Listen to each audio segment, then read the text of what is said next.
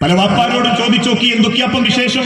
ചില വാപ്പാരൊക്കെ ആവേശത്തോടെ പറയാറുണ്ട് 2 പെൺകുട്ടികളും 2 ആൺകുട്ടികളുമാണ്. മക്കളെയൊക്കെ പഠിപ്പിച്ചൊരു നിലക്കാക്കി. മൂത്തോന് പരിയായി, ഇളയോന് തറട്ട്.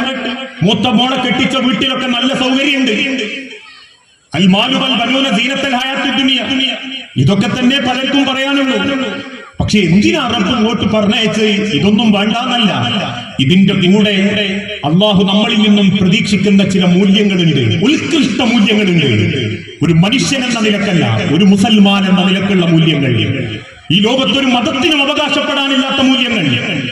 ഈ ലോകത്തൊരു മതക്കാരനും ഏതൊക്കെ വെറുപ്പുണ്ടാക്കിയാലും ആർജവത്തോടെ ഇജ്ജത്തോടെ പറയാനുള്ള മൂല്യങ്ങൾ. അതുകൊണ്ടാ ഒരു മുസൽമാൻ നെഞ്ചും വിരിച്ചിട്ട് പറയും, എന്റെ ഹബീബ് എന്നെ പഠിപ്പിച്ചു, നീ മൂത്രമൊഴിച്ചാൽ കഴുകണം, നീ മൂത്രമൊഴിച്ചാൽ വൃത്തിയാക്കണമെന്ന് പഠിപ്പിച്ച എന്റെ മതം എനിക്ക് തന്ന മൂല്യമാണത്.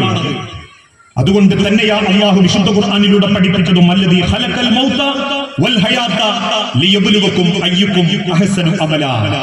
ഈ ലോകത്തേക്ക് അല്ലാഹു നമ്മളെ സൃഷ്ടിച്ചത് നമ്മളിൽ ആരാണ് ഏറ്റവും നല്ലത് പ്രവർത്തിക്കുന്നത് എന്ന് റബ്ബിനെ പരീക്ഷിക്കാൻ വേണ്ടി. ആരൊക്കെയാ ഏറ്റവും നല്ല മൂല്യങ്ങളോടുകൂടി ജീവിക്കുന്നത് എന്ന് പറയാൻ. ഈ യാത്ര അവസാനിക്കുന്നത് റബ്ബിന്റെ അരികിലേക്ക് തന്നെയാണ്.